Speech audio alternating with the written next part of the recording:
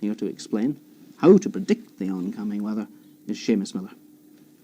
The maps you see each evening on television are copies of maps prepared in the Central Forecast Office. There are two of them. One shows the actual weather conditions in terms of isobars, pressure systems and fronts as they were at midday each day, and the other, the forecast chart, shows the same systems as they are expected to be on midnight on the following day. We take here a typical example of a weather chart, say for midday on the 19th of the month.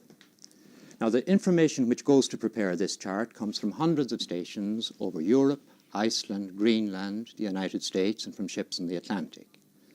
And from this information, the chart is drawn.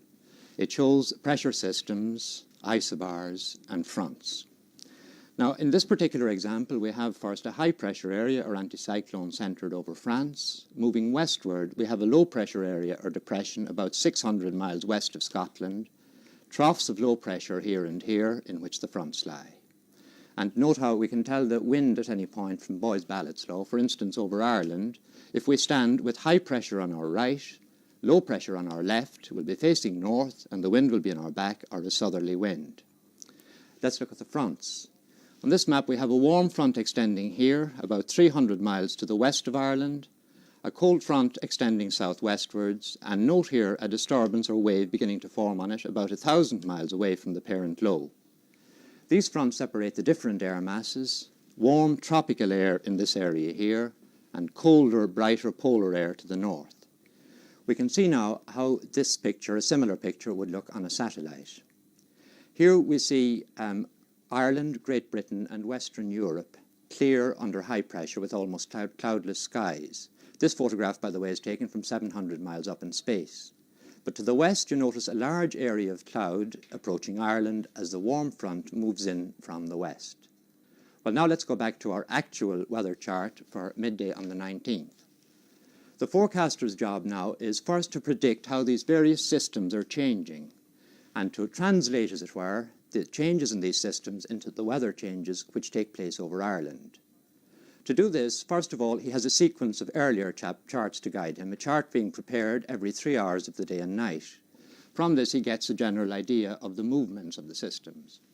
He also has a sequence of weather satellite pictures which show him how the cloud changes from time to time, and he also uses his experience of similar situations in the past.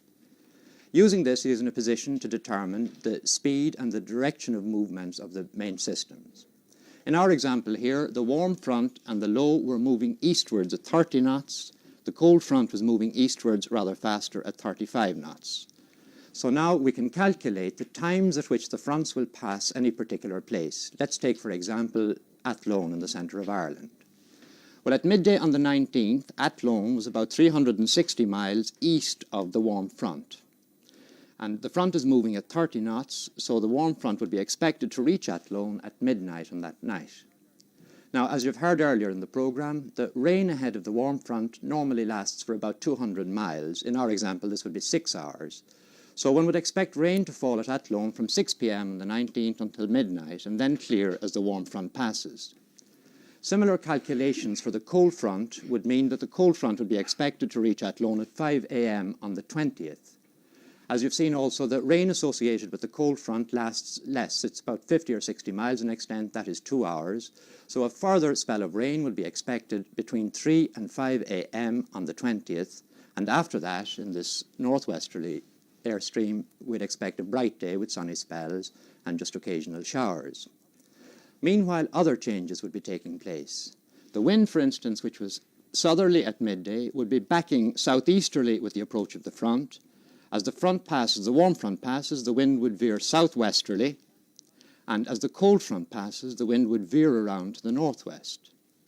Similarly, the temperature would be changing. It would be rising with the approach of the warm air. It would stay high while the warm tropical air was over the country, and at the passage of the cold front, the temperature would drop sharply as the colder air from the northwest moved in. Now, this was the actual chart based on actual information. Let's look at what the forecast chart was expected to be like. Note the changes. This was the forecast chart from midday on the 20th. First of all, note that the fronts which were west of Ireland on the 19th are expected to be east of Ireland on the 20th. Note too that the wind, which was southerly at midday on the 19th, will have veered around to the west or northwest. Note how Boyce-Ballott's law again applies. Low pressure on the left, high pressure on the right, so the wind is from the west or northwest. And using a geostrophic scale, one could determine what the wind speed or force was at any point of the map. There finally remains the further outlook. What will the weather be like on the 21st?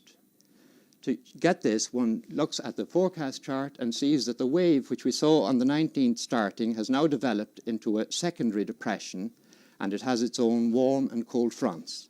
These could be expected to continue to move eastwards, so in our example, the forecast, or the further outlook for the 21st would be further spells of rain moving from the west. And so the picture goes on changing from chart to chart, giving us our rather variable weather, some good and some bad.